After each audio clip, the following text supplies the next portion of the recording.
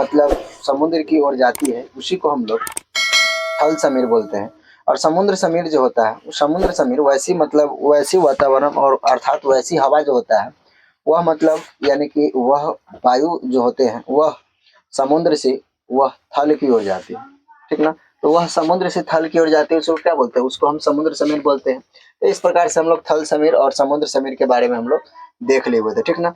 अब इसके साथ साथ हम लोगों ने देखे हुए थे कि मतलब किस प्रकार से इसका डायग्राम जो होता है, इसका डायग्राम के हिसाब से किस प्रकार से देखे थे, ठीक ना। ठीक है, तो चलिए जैसे कि हम लोगों ने अब देखे हैं कि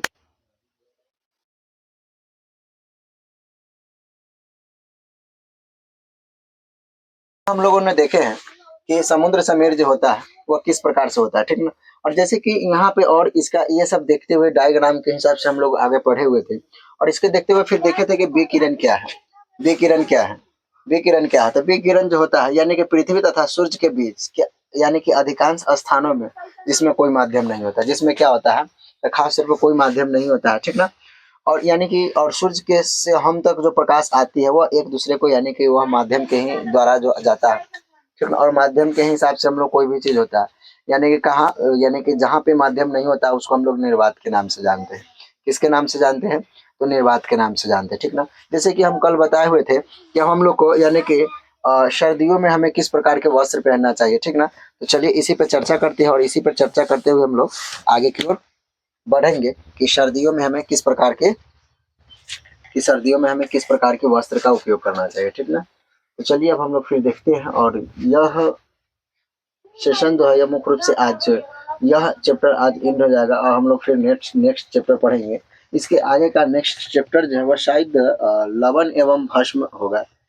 चैप्टर लवण एवं भस्म के बारे में हम लोग अच्छी तरह से पढ़ेंगे, ठीक ना। तो चलिए अब हम लोग देखते हैं कि यानी कि हमको मतलब गर्मियों अथवा सर्दियों में किस प्रकार के वस्त्र पहनना चाहिए, ठीक ना।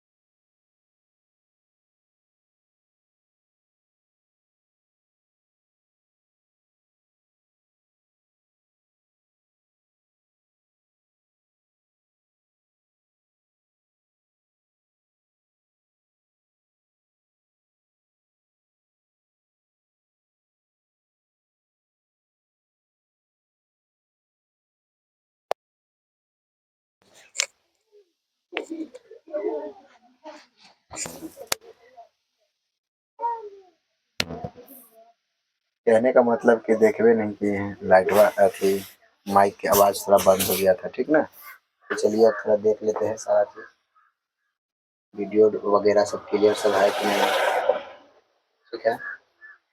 तो चलिए जैसे कि यहाँ पे हम देखे हैं और पॉइंट डाले हैं कि यानी कि सर्दियों तथा गर्मियों में हमें पहनने के लिए वस्त्र का उपयोग किस प्रकार से करते हैं, ठीक ना। तो कहने का मतलब होता है कि हम जानते हैं कि गर्मियों में हमें हल्के रंग के वस्त्र का को वरीयता देते हैं तथा सर्दियों में हमें गहरे रंग के वस्त्र पहनना पसंद करते हैं, ठीक ना। इस प्रकार से हम लोग यानी कि सर्दी के मौसम में मतलब हल्के तथा गर्मियों के मौसम में हल्के कपड़ा का उपयोग करते हैं। उसी प्रकार से हम लोगों ने यहाँ पे जब देखे हैं कि गर्मी यानी कि गर्मियों में हमें उजला वस्त्र पहनना चाहिए, जिससे हमारे शरीर में ऊष्मा का क्या होता है, अच्छा अवशोषण कर सकता है, जिससे हमारे शरीर में क्या मिलता है, जिससे हमारे शरीर को आरामदायक यानी कि जिसे आनंदनीय प्राप्त होता है, ठीक ना।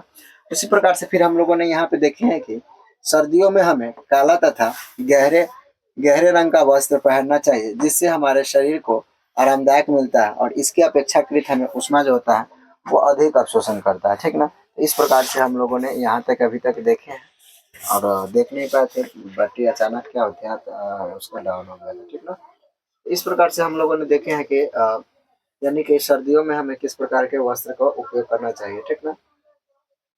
और यानी कि क्या होता है,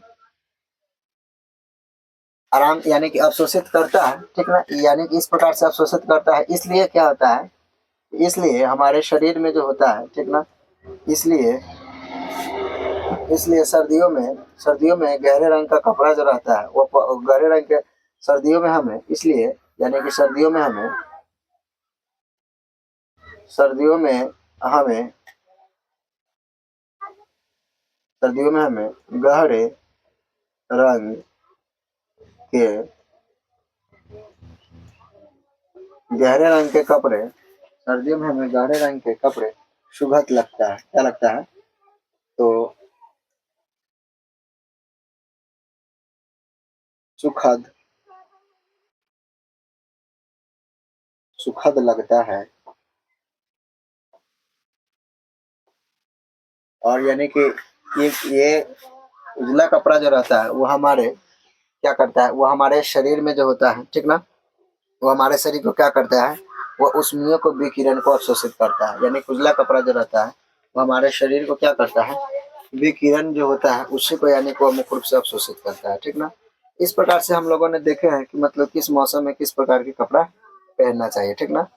जैसे कि माना कि जब अधिकांश ठंडा पड़ता है, क्या करता है, अधिकांश ठंडा पड़ता है, तो उस समय क्या होता है, उस समय जो होता है वो मुख्य रूप से ईंधन अथवा विद्युत का उपयोग करते हैं, ताकि लोग क्या करता है, कम से कम उसका हाथ का एनर्जी कर सके, जिससे यानी कि उसका बाहरी गर्मी जो होता है तथा सर्दी पर कोई प्रभाव उसका नहीं पड़ता है। यानी कि दीवार में भी ऐसा बनाया जाता है ताकि उसका बीच में जो परत जो रहता है वो बंद हो जाता है। ऐसा यानी कि इस विधि का यानी कि हम लोग क्या करते हैं, खासतौर पर भवन निर्माण में हम लोग क्या करते हैं, भवन निर्माण में हम लोग इसका उपयोग करते हैं, ठीक ना, इसका उपयोग करते हैं, ठीक है। जैसे कि खखोले ईंट का उपयोग आजकल यहाँ तक की उपलब्ध बहुत सारे चीज का यानी कि होता रहा है, ठीक ना। इस प्रकार से हम लोगों ने देखे हैं कि मतलब गर्म यानी कि हल्के रंग जो होता है वो हमें गर्मियों में हल्के रंग अधिकांश यानी कि गहरे रंग अधिकांश आरामदायक देता है, ठीक ना। इस प्रकार से फिर हम लोगों ने देखे हैं, ठीक ना। अब हमको देखना है कि सर्दियों में हमें ऊनी वस्त्र हमें उसमें क्यों बनाए रखता है, यानी कि सर्दियों के मौसम में हमें यानी कि ऊनी वस्त्र जो होता है वह उसमें क्यों बना के रखता है। हम लोग नेक्स्ट पॉइंट डालते हैं कि हमें क्या करते हैं कि सर्दियों में ऊनी सर्दियों में ऊनी वस्त्र सर्दियों में ऊनी वस्त्र हमें हमें हमें यानी कि उष्ण उष्ण बनाए रखते हैं, उष्ण बनाए रखते हैं क्यों, ठीक ना। यानी कि सर्दियों में हमें उष्ण बनाए यानी कि उष्ण मतलब जब सर्दियों के मौसम में जो होते हैं वह गहरे रंग के जब हम वस्त्र पहनते हैं तो किस प्रकार से यानी कि हमारे शरीर में यानी कि गर्मी उत्पन्न करता है, ठीक ना। तो चलिए इस प्रकार से हम लोगों ने देखते हैं कि जैसे कि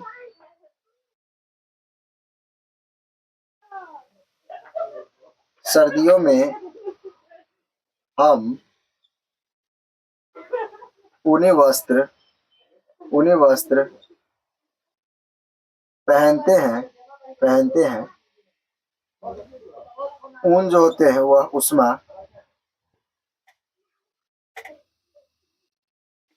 उष्मारोधी है। ऊन क्या है? उष्मारोधी है। इसके अतिरिक्त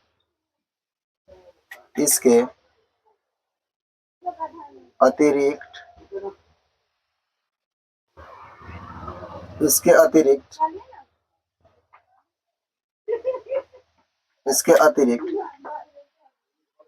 इसके अतिरिक्त ऊन जो होता है, ऊन के ऊन रेशों के बीच, ऊन जो होता है क्या करता है? रेशों के बीच में वायु जो होता है, ठीक ना, वायु फंसी यानी कि उसका ट्रैप, उसका क्या होता है? फंसी रहती है, यानी कि वायु के संपर्क में क्या रहता है? वो अचानक ऊनी जो रहता है वायु के संपर्क यानी कि उसके बीच में रहती है, ठीक ना, रहती है, ठीक है। और ये रहती है, यह जो होता है वह वायु, यह जो रहता है वह वायु हमारे शरीर, वायु जो होते हैं हमारे शरीर की ऊष्मा, वायु जो होते हैं वो हमारे शरीर में क्या करता है? वह ऊष्मा यानी कि ऊष्मा को ठंडे ऊष्मा को ठंडे की ओर विकसित यानी कि विकृत होने से रोकती है, विकृत होने से रोकती है। और विकृत होने से रोकती है इसलिए होती है, हमें रोकती है, तो हमें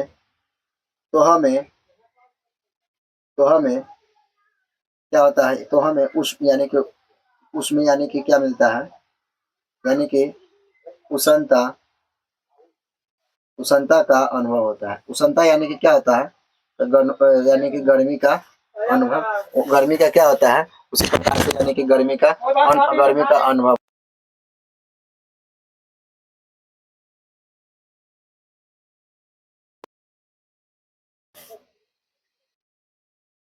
गर्मी का अनुभव होता है, ठीक ना। इस प्रकार से क्या होता है?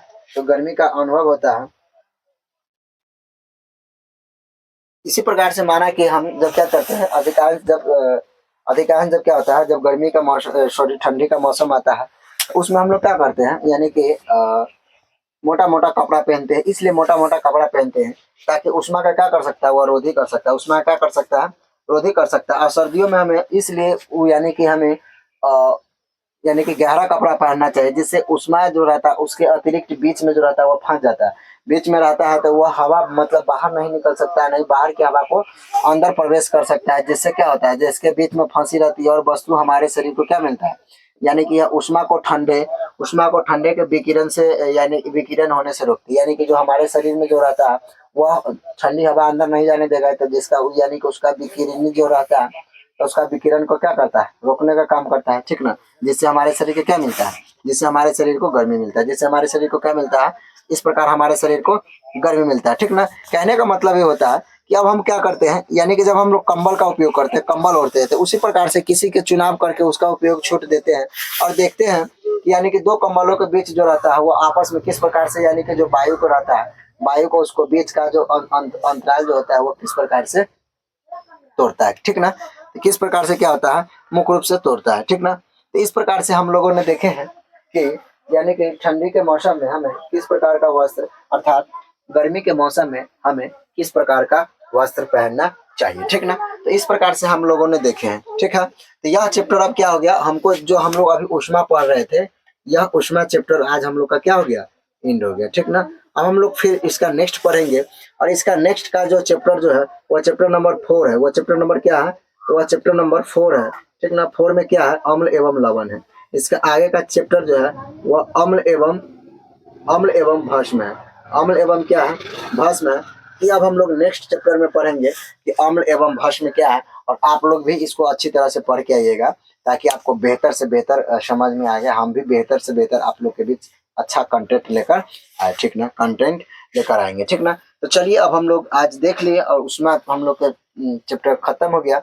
अब इसमें आप लोग से बहुत सारा क्वेश्चन पूछेगा, जैसे में पूछ देगा कि यानी कि सेल्सियस स्केल क्या है, उसके बाद पूछ देगा कि डॉक्टरी थर्मामीटर क्या है, चालक क्या है, अचालक क्या है, कुचालक क्या है, उसके बाद फिर पूछेगा कि उष्मारोधी क्या है, थल समीर क्या है, समुद्र समीर क्या है, ताप क्या है, तापमापी क्या है, ठीक ना। इस प्रकार से बहुत सारे क्वेश्चन जब आप लोग का आएगा तो उसको अच्छा तरह से आप लोग अच्छी तरह से उसको जवाब दे सकते हैं, ठीक ना। तो ठीक है, अब हम लोग फिर मिलते हैं अब हम नेक्स्ट सेशन में नेक्स्ट नया चैप्टर के साथ। और आप लोग का कैसा लगा वीडियो, अगर अच्छा लगा तो लाइक एवं सब्सक्राइब जरूर कीजिएगा, अपने दोस्तों को ज़्यादा से ज़्यादा शेयर कीजिएगा, ठीक ना। अब हम लोग चलिए मिलते हैं नेक्स्ट न्यू चैप्टर लेके, लवण एवं यानी कि एसिड एंड बेस के साथ हम लोग फिर नेक्स्ट चैप्टर में मिलते हैं। तब तक के लिए बहुत बहुत धन्यवाद।